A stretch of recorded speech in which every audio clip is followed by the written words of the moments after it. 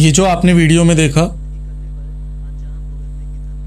ये रोते हुए परिजन, ये बिलखती हुई माँ, इनका सिर्फ इतना सा दोष था कि इन्होंने अपने बच्चे को स्कूल भेजा पढ़ने के लिए, और उस 4 साल के मासूम का सिर्फ इतना सा दोष था कि वो शिक्षा ग्रहण करने के लिए एक स्कूल जाता है। तो क्राइम नामा के एपिसोड 2 पर दोस्तों आपका स्वागत है। मैं तौशिफ आपके लिए कहानी लेकर आया हूँ कि 4 साल के बच्चे को पटना के टीनी टॉट एकेडमी में किस तरह से जिंदा गटर में डाल दिया जाता है। तकरीबन 8,400 रुपए की फीस बकाया होने के कारण टीनी टॉट एकेडमी के जो प्रिंसिपल और डायरेक्टर होते हैं वो बच्चे के परिजन को धमकी देते हैं कि अगर बकाया फीस नहीं दिया तो अंजाम भुगतना पड़ेगा। इसके कुछ दिनों बाद एक 4 साल का बच्चा उस स्कूल से गायब हो जाता है। आखिरी बार जब बच्चे की माँ से बात हुई थी तो उन्होंने बताया कि बच्चे को उसकी माँ ने भात और चीनी खिलाकर सुबह स्कूल भेजा था, और बच्चा कहता है कि मैं आज दादी के साथ स्कूल जाऊंगा, माँ मुझे आज आप दादी के साथ स्कूल जाने दो। स्कूल में दोपहर के 12 बजे तक बच्चे की क्लास चलती है और बच्चा पढ़ाई करता है, लेकिन 12 बजे के बाद उसका कोई पता नहीं चलता है। यहाँ तक कि उसका टिफिन खाली है, मतलब ये नहीं है कि उसने टिफिन खाया, जांच में पता चलेगा कि उसने खाना खाया था कि नहीं।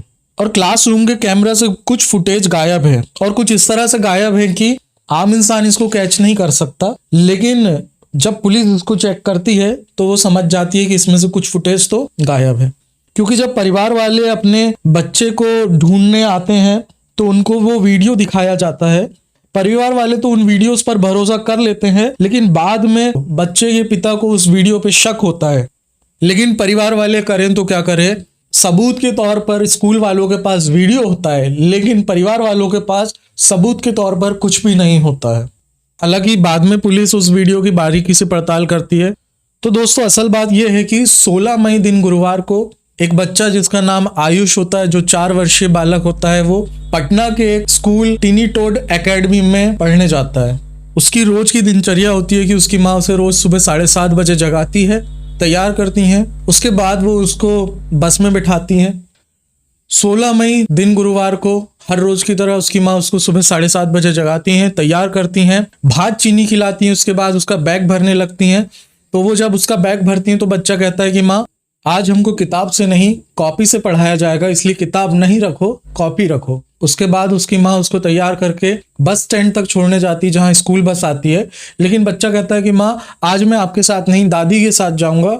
तो उसकी माँ उसको दादी को सुपुर्द करती है, थोड़ा सा पुचकारती हैं और अपने काम में लग जाती हैं। इसके बाद बच्चे की दादी उसको लेकर बस स्टैंड तक जाती है जहाँ स्कूल बस आने वाली थी। वहां पे उसको बड़े ही आराम से, बड़े ही प्यार से उस बस में चढ़ाती हैं, थोड़ा सा लाड़ करती हैं, थोड़ा सा प्यार करती हैं, पुचकारती हैं, और उसके बाद उसको स्कूल के लिए विदा करती हैं। जाते जाते बच्चा पलटकर दादी को बाय कहता है और बस स्कूल के लिए रवाना हो जाती है। इसके बाद बच्चा स्कूल पहुंचता है। स्कूल में वो अपने बाकी दोस्तों के साथ पढ़ता है। अब यहाँ ये बताना जरूरी है कि बच्चा जब स्कूल जाता है तो हर रोज की तरह उसका स्कूल लगता है, और स्कूल लगता है लगभग दिन के 12 बजे तक। 12 बजे के बाद 1:30 बजे तक बच्चा उसी स्कूल में रहता है, क्योंकि 1:30 बजे से 3 बजे तक उसके स्कूल में कोचिंग लगती है जिसमें वो पढ़ता है। उस दिन भी बच्चा स्कूल के लिए निकला। स्कूल पहुंचने के बाद 12 बजे तक अपने दोस्तों के साथ वो खेलता है, कूदता है, पढ़ता है। उसके बाद कहीं दिखाई नहीं देता है। जब दोपहर में 3 बजे उसकी माता, उसके परिवार वाले उसका इंतजार कर रहे होते हैं और वो नहीं पहुंचता है तो वो थोड़ा सा परेशान होते हैं, लेकिन उनको ये मालूम होता है कि कभी कभी बस लेट हो जाती है। इस बात की तसल्ली वो अपने मन को देते हैं और अपने काम में लग जाते हैं। फिर 3:30 बजता है, 4 बजता है। जब 4 बजे वो ज्यादा परेशान होने लगते हैं तो उनके पास स्कूल से फोन आता है कि आपका बेटा आयुष कहीं दिख नहीं रहा है, क्या वो घर पहुंचा? हमने उसको सभी जगह ढूंढा, हमने कॉलोनी में ढूंढा, हमने स्कूल में ढूंढा, लेकिन वो कहीं नहीं दिख रहा है। क्या आपने उसको घर ले जा चुके हो? क्या वो घर पहुंच चुका है? इतना सुनने के बाद बच्चे की माँ के हाथ पांव फूल जाते हैं, वो घबरा जाती हैं क्योंकि वो एक माँ है। फोन आने के बाद बच्चे की माँ घबरा जाती है क्योंकि वो एक माँ है। वो जैसे ही सुनती है कि उनका बच्चा कहीं खो गया है, घबरा जाती हैं और घबराकर अपने परिवार वालों को बताती हैं। जब उनके परिवार वालों को बताया जाता है तो बच्चे के पिता काम से वापस आते हैं। काम से आने के बाद बच्चे को खोजा जाता है। खोजते खोजते बच्चे के स्कूल पहुंचते हैं। स्कूल पहुंचने के बाद बस ड्राइवर से बात की जाती है। बस ड्राइवर कहता है कि वो बच्चा बस में बैठा ही नहीं लौटते टाइम। सभी बच्चे थे लेकिन आयुष बस में बैठा ही नहीं। इसके बाद स्कूल के आसपास पूछा जाता है, स्कूल के बाकी स्टाफ से पूछा जाता है, कोई भी सही जवाब नहीं दे पाता है। इस स्कूल की प्रिंसिपल होती हैं वीणा झा और इस स्कूल का डायरेक्टर संचालक जो होता है वो इन्हीं का बेटा होता है धनराज झा। जब प्रिंसिपल मैडम तक ये बात पहुंचती है तो प्रिंसिपल मैडम उनको बुलाती हैं और उनको कहती हैं कि देखिए हमको नहीं मालूम बच्चा कहाँ गया। तो फिर दोबारा बच्चे की खोज की जाती है। जब बच्चा कहीं नहीं मिलता है तो प्रिंसिपल मैडम से बोला जाता है, मैडम हमको सीसीटीवी फुटेज देखना है कि हमारा बच्चा स्कूल में था कि नहीं, क्लास में क्या क्या हुआ। जब वो सीसीटीवी फुटेज देखने की बात प्रिंसिपल से करते हैं तो प्रिंसिपल का बेटा जो कि संचालक होता है स्कूल का, धनराज, बीच में आ जाता है और वो सीसीटीवी फुटेज दिखाने से मना करने लगता है। जब वो सीसीटीवी फुटेज दिखाने से मना करने लगता है तो परिवार वाले थोड़ा दबाव बनाते हैं सीसीटीवी फुटेज दिखाने के लिए, तो वो बड़े ही अनमने ढंग से सीसीटीवी फुटेज दिखाता है।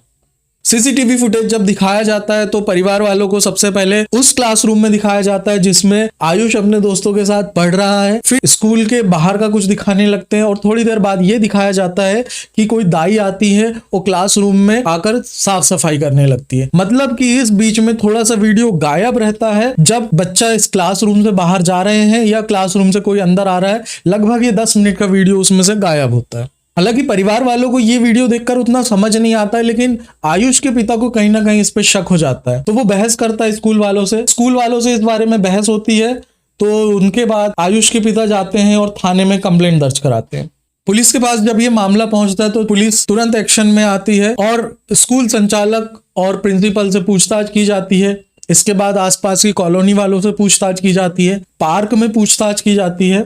आसपास पूछने के बाद कहीं और भी खोजा जाता है, जैसे किसी रिश्तेदार के यहाँ। जब उस बच्चे का कहीं पता नहीं चलता है, सभी जगह ढूंढा जाता है, लेकिन बच्चे को उस क्लासरूम में नहीं ढूंढा जाता है जिस क्लासरूम में वो पढ़ता है। इसके बाद प्रिंसिपल और डायरेक्टर से और समस्त स्टाफ से पुलिस पूछताछ करती है, लेकिन पुलिस को कुछ खास जवाब नहीं मिल पाता है। तो जब बच्चे की माँ दबाव बनाती है कि एक बार और सीसीटीवी फुटेज चेक की जाए, हमको शक है कि यहाँ कुछ ना कुछ गड़बड़ हुआ है, और उस क्लासरूम को देखा जाए जिस क्लासरूम में आयुष पढ़ता है, मेरे बच्चे के साथ कुछ गलत हुआ है। जब बच्चे की माँ थोड़ा सा दबाव बनाती है कि मुझे कुछ गड़बड़ लगता है इस मामले में, मेरे बच्चे के साथ कुछ गलत हुआ है, आप एक बार और सीसीटीवी फुटेज चेक करो और प्रिंसिपल और संचालक से कड़ाई से पूछताछ करो, तब पुलिस सीसीटीवी फुटेज मंगाती है। और जब पुलिस सीसीटीवी फुटेज देखती है तो क्योंकि पुलिस के पास एक्सपीरियंस होता है, केस सॉल्व करते करते उनको इतना एक्सपीरियंस है पुलिस को कि उनको जैसे ही वो सीसीटीवी फुटेज देखते हैं तो जो आम इंसान नहीं समझ पाता वो समझ जाते हैं। और वो ये भी समझ जाते हैं कि सीसीटीवी फुटेज में से कुछ फुटेज गायब है।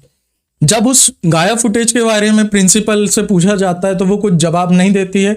पुलिस का शक अब यकीन में बदलने लगता है, तो फिर वो और थोड़ा सा कड़ाई से पूछताछ करती है। तो वो इधर उधर की बातें करने लगती है, हर बार अपने बयान बदलती है। जब पुलिस को क्लासरूम के सीसीटीवी फुटेज में गड़बड़ लगता है तो पुलिस क्लासरूम पहुंचती है। क्लासरूम पहुंचने के बाद पुलिस देखती है कि उस क्लासरूम में बच्चों के बैठने की जगह है और एक कॉर्नर में कुछ खिलौने रखे हुए हैं। इस जगह पे जाकर जब पुलिस देखती है तो वहां पे कुछ पॉलीथीन पड़ी होती है जिसमें बच्चों को बिठाया जाता है, वो पन्नियां पड़ी होती है, कुछ खिलौने रखा जाता है। पुलिस जब वो पॉलीथीन हटाती है तो पुलिस देखती है कि वहां एक गटर है, जैसा कि आप पिक्चर में देख रहे हो। इस गटर का ढक्कन थोड़ा सा उठा हुआ दिखता है, तो पुलिस को शक होता है। पुलिस तुरंत उस ढक्कन को हटाती है। जैसे ही ढक्कन को हटाया जाता है पुलिस के हाथ पांव फूल जाते हैं। उस नजारे को देखने के बाद परिवार के सदस्यों के भी हाथ पांव फूल जाते हैं, क्योंकि वहां पर 4 वर्षीय आयुष की लाश उस गटर में तैर रही होती है। पुलिस तुरंत लाश को कब्जे में लेती है, प्रिंसिपल और डायरेक्टर को गिरफ्तार करती है और पूछताछ करती है। पूछताछ में 2 चीजें सामने आती है। पहली ये कि परिवार वाले बोलते हैं कि कुछ दिनों पहले हमको धमकाया जाता है कि आपकी 8,400 रुपए बकाया फीस अगर नहीं दिया तो अंजाम भुगतना पड़ेगा, इसलिए इन लोगों ने हमारे बच्चे को मार दिया। वहीं दूसरी तरफ जब प्रिंसिपल और डायरेक्टर वीणा झा और उसके बेटे धनराज झा को गिरफ्तार किया जाता है तो वो अपने बयान में बताते हैं कि जो 4 वर्षीय आयुष कुमार था, ये स्लाइड पट्टी में खेलते खेलते गिर जाता है, इसके सर पर चोट आती है। हमें लगता है कि जिस तरह कुछ दिनों पहले हमने इसके परिवार को बोला था कि अगर फीस नहीं दिया तो अंजाम भुगतना होगा, कहीं इसी कारण हमारे ऊपर कोई गलत आरोप न लग जाए और हमारे स्कूल की बदनामी ना हो जाए, इस डर के कारण हमने इस बच्चे को यहाँ पे गटर में डाल दिया था। फिर हमने फर्श पे लगे हुए खून को साफ करा। आगे की प्लानिंग ये बताते हैं कि जब बच्चे को हमने गटर में डाल दिया था तो हम ये सोच रहे थे कि किसी तरह से ये मामला ठंडा हो जाए, जब मामला ठंडा होगा तो हम इस लाश को उठाकर गंगा में फेंक देंगे ताकि ये लाश पुलिस को या उसके परिजन को ना मिले। वहीं दूसरी ओर ये पता चलता है कि जब लाश को ठिकाने लगाया जा रहा था यानी कि गटर में डाला जा रहा था, तब आयुष की चचेरी बहन जो उसी के साथ उसी स्कूल में पढ़ती है, उसने देख लिया था। जब वो लाश को गटर में डालते हुए देखती है तो वो धनराज सर से कहती, सर आयुष को मुझे सौंप दो, मैं इसे घर लेकर चले जाती हूँ।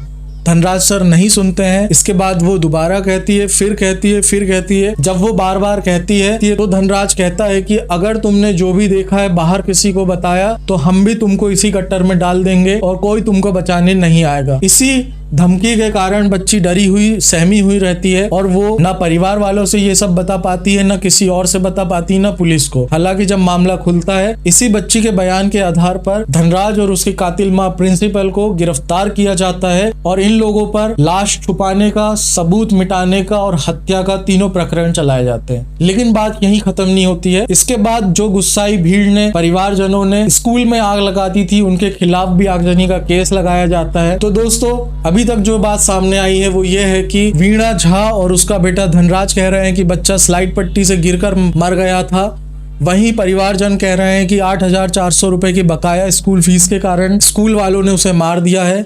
दोनों में से कौन सी बात सही है, ये पुलिस की आगे तफ्तीश में पता चलेगा। तो आज की कहानी में, क्राइमनामा में इतना ही। एपिसोड 1 की ये कहानी यहीं समाप्त होती है। मुझे ऐसा लगता है दोस्तों कि आपको ये कहानी पसंद आई होगी।